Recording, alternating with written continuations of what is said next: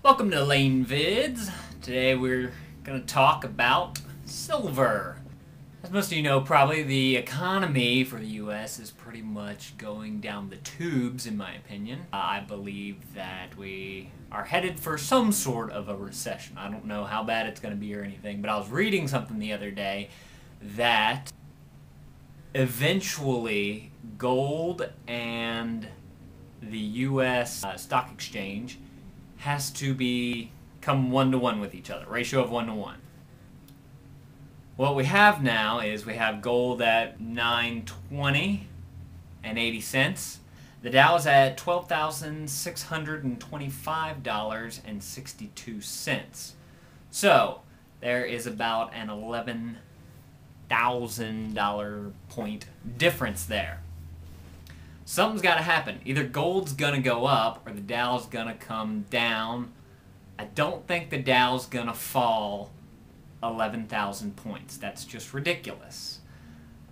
Chances of gold going up to meet at 12,000 is probably not going to happen either.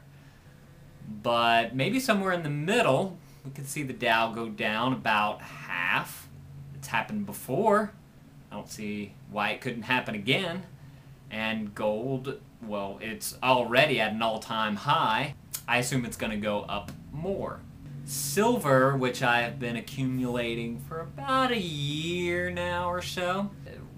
I've been collecting between, whenever it's between $12 and $20.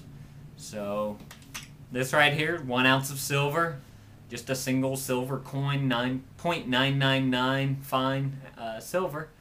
And you can buy it at your local gold and silver shop. Right now it is $17.96. Why I'm suggesting silver over gold is because usually gold and silver have a 15-to-1 ratio.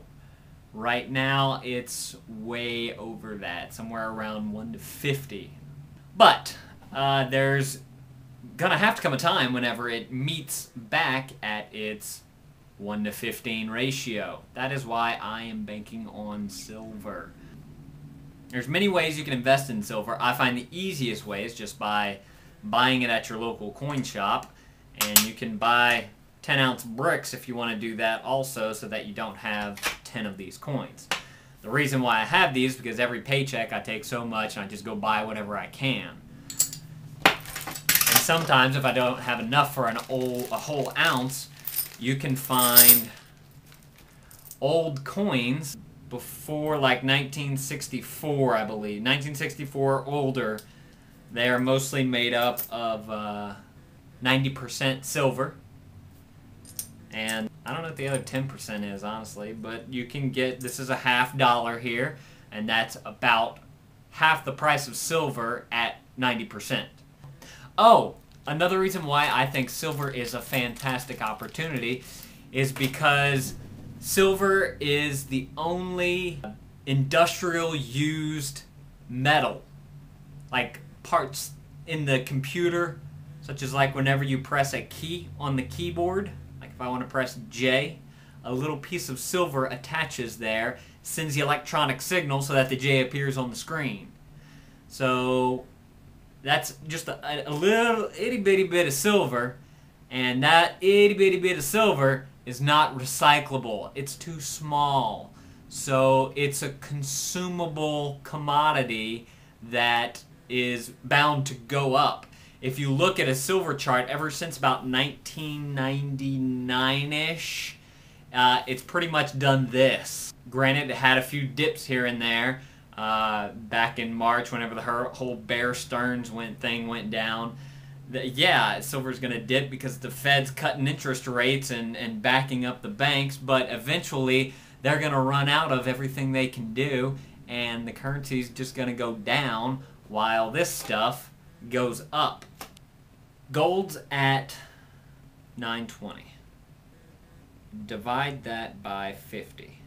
That's 18.4. It's about a ratio of 1 to 50 right now. So, if the Dow drops, let's just say half, and we're going to put that half at 12,000, so that'd be 6,000. gold has a chance of meeting at around 6,000. I'm going to ballpark it lower than that and say, I've heard 5,000, let's just say 4,000 to be on the conservative side.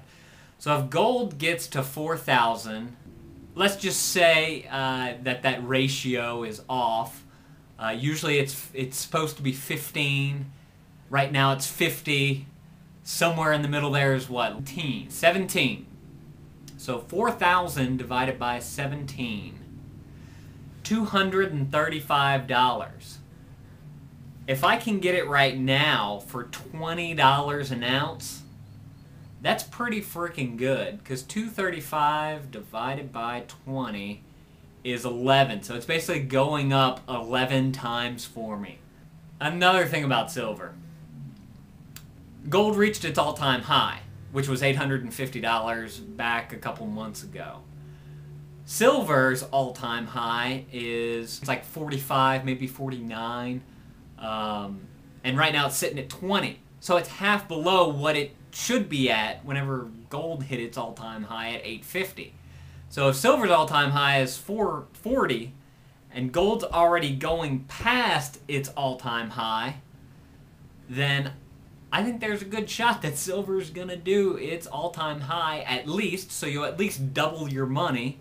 May as well take your savings, throw it in some silver, and then wait for it to meet you halfway, and you make some money. So those are the reasons why I am banking on silver. I think it is going to go up. I think it's definitely going to reach its all-time high of 40, especially if gold keeps going up and if the stock market keeps going down. In fact, let's look. The stock market was, over a 2-year period, going sideways, if you can see that on my iPhone. Right now it's only up 24 points. Yesterday I believe it was down like 200, right? Or it's more of a sideways trend. But once the Fed stops running its printing presses, if they do that, if they stop cutting interest rates, I have a feeling that this stock market is going to go down a lot more. And you know what? Just for curiosity's sake, 12,625. Okay, divided by 2. Gold's going to meet, by calculations, $6,312.50. Silver has a 1-to-15 ratio, so let's divide that by 15. And we could see silver at $420. Now, is that going to happen? I don't know.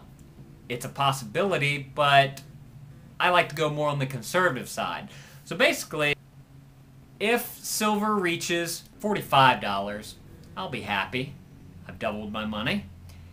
If the economy is still going down by the time silver reaches $45, then I think I'm going to keep my silver. And then whenever everybody's like, oh, go buy gold, silver, I'm going to sell my silver to them and make a lot of money. And that's what I think about the world economics today. Go buy some silver. You'll learn some stuff.